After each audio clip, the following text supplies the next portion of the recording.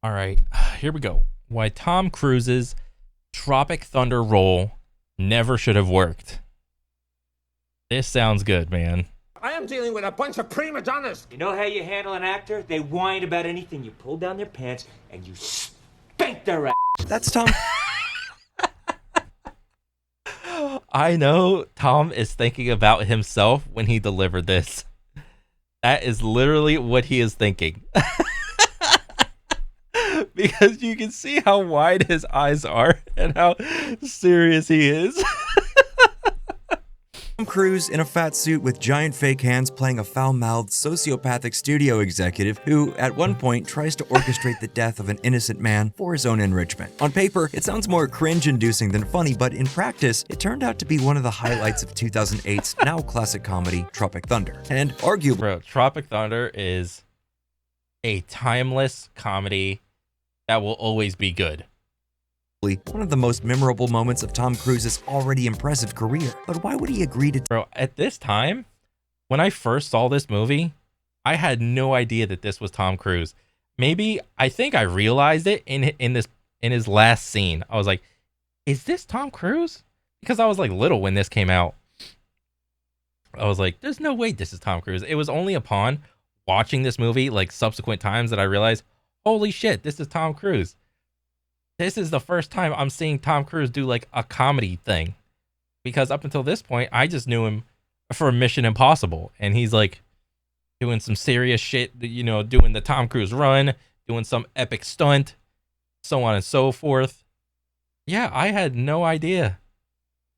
take such a role in the first place? Look, fuckstick, I'm incredibly busy, so why don't you get the hell out of here before I snap your dick off and jam it into your ass? We'll get into it, but first, why not take a moment to subscribe to the Nerdstalgic channel? Dropping in August of 2008, the Ben Stiller-directed Tropic Thunder was a box office. Bro, this came out in '08.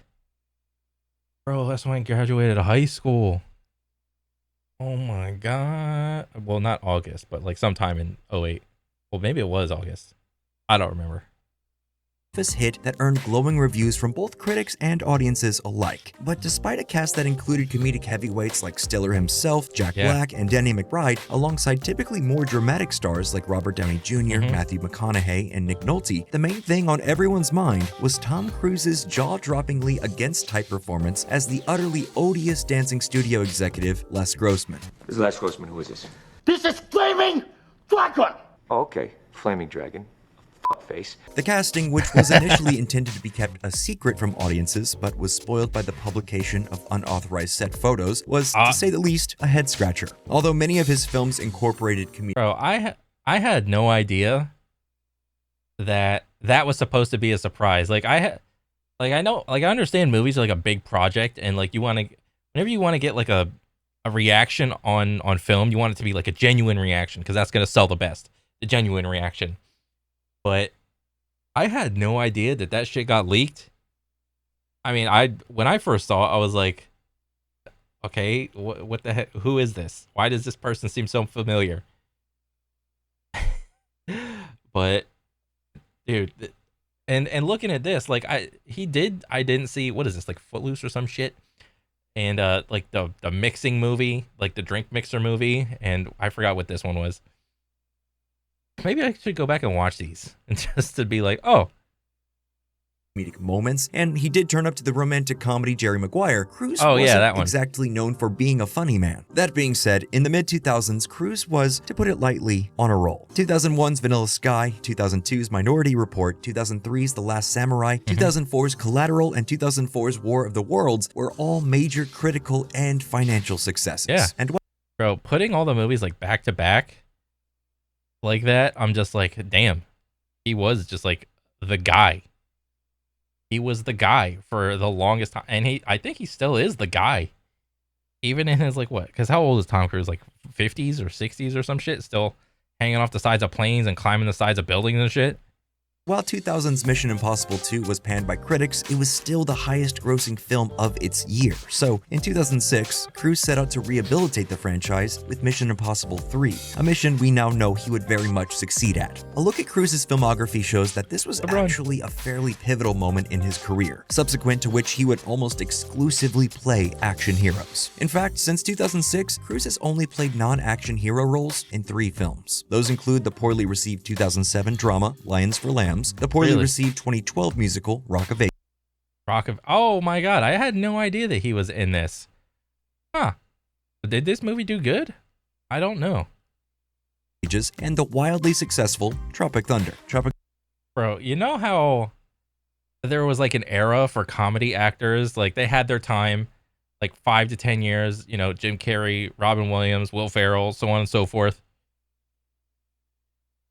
You know, and then they transition out of the comedy thing into like more serious stuff. But for Tom Cruise, it seems like it was the opposite. It's like he was the action guy, and then every now and again he would do like an offbeat thing. And when he did this role for Tropic Thunder, I think he just nailed it, dude. Tropic Thunder tells the story of the making of a big Hollywood Vietnam War film called Tropic Thunder. But thanks to the egos and insecurities of the movie's stars, the production isn't going so well. After a $4 million mistake that literally sets a whole jungle on fire, the movie's inexperienced director, Damien Cockburn, played by Steve Coogan, finds himself in hot water with the studio executive bankrolling the movie, Les Grossman. Grossman is absolutely brutal to Cockburn, even going so far as to order the production's key grip to punch the director in the face. This is your fault. You limey f***.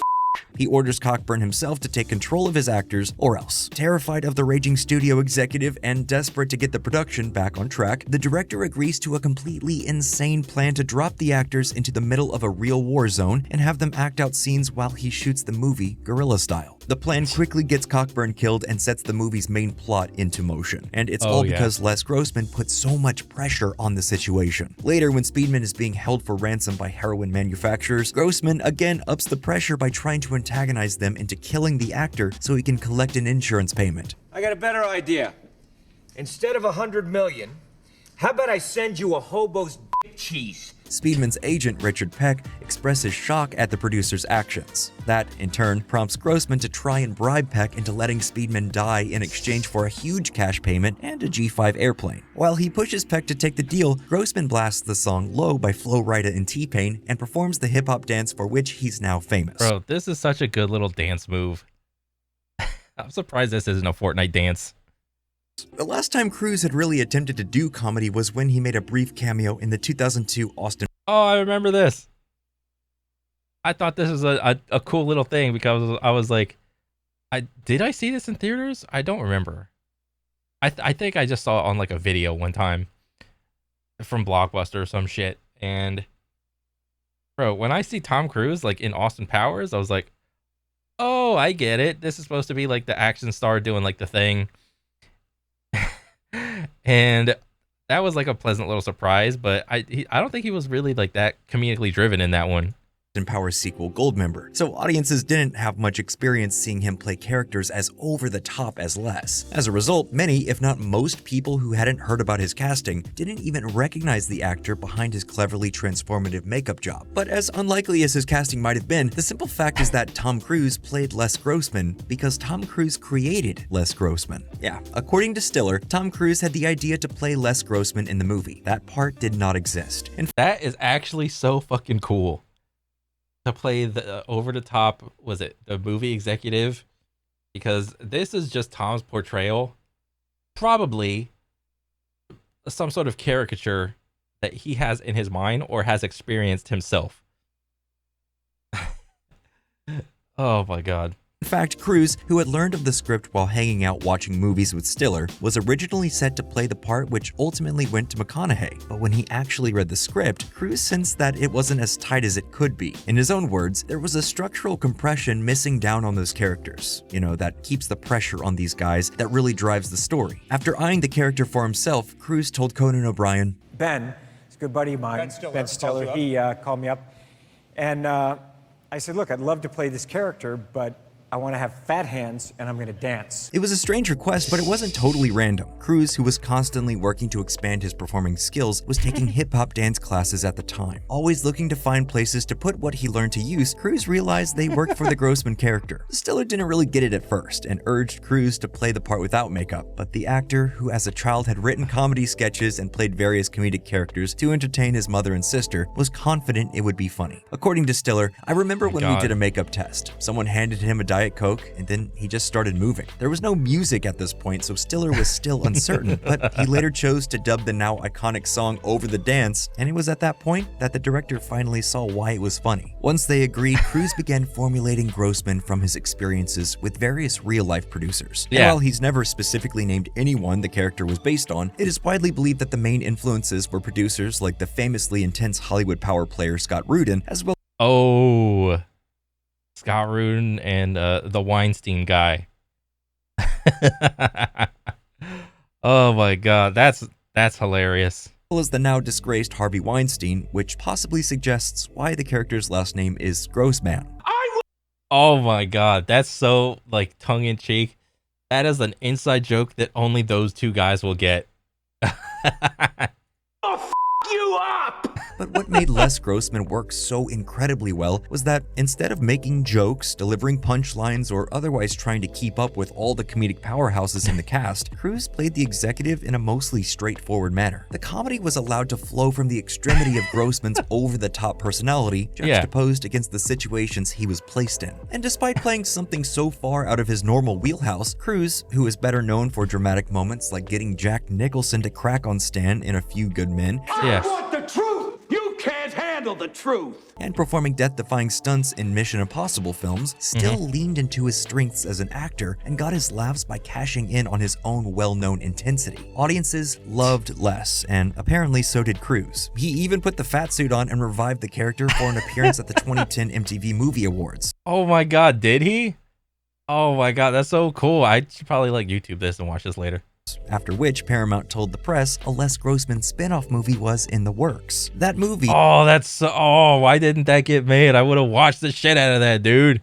Never materialized, but it seems that Cruise never let go of the idea. In fact, as recently as 2023, Mission Impossible sequel director and regular Cruise creative partner Christopher McQuarrie said that the Les Grossman movie was one of 3 films he was at work developing with the star. Whether that Les Grossman spinoff ever really sees the light of day or not, it's truly hard to... I probably won't.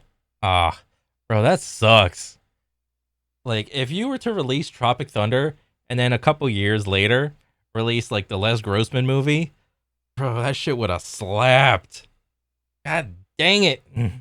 to overstate how much of a contribution Tom Cruise made to Tropic Thunder. He dramatically improved the script by creating one of the most memorable and hilarious characters, and then brought that character to life with the trademark attention to detail and perfectionism he's always been known for. Long story short, he threw himself into the part, and he absolutely crushed it. Even though Les Grossman was a huge hit with the public, and Cruise clearly had such a great time playing the role that over a decade later he still wants to return to it, the outlandish part remains something of an anomaly in his career. Surely there are business-related reasons for that. It's probably hard to find the time to create off-the-wall weirdos for comedic cameos when you can be raking in I mean, plus if you try to recast everybody, everyone's gonna be like a little bit older.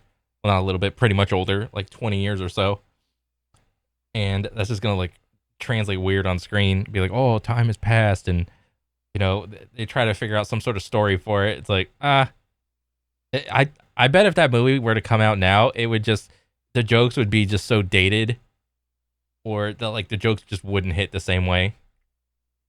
millions hand over fist doing big budget action movies. But we now know that somewhere in the multiverse, there's a world where Tom Cruise is a quirky character actor who plays goofy roles under goofier makeup jobs. And it's hard not to be a little sad that we don't get to live in that universe. So what do you think? Were you a Tropic Thunder fan? And do you think Les Grossman deserved his own movie? Let us know down in the comments below, and if you enjoyed this video, you'll definitely find others you like if you check out the rest of the channel. As always, thank you for subscribing to Nerdstalgic.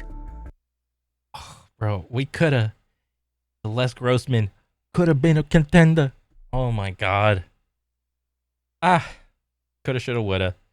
But no, I think Tom Cruise playing that character and it was just good, man.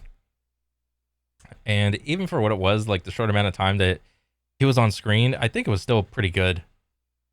Just because at the time when I first watched it, I'm gonna say it again, I had no idea it was Tom Cruise, even with the leaks or whatever. All right, because I wasn't plugged in to the internet back then as I was now. So yeah.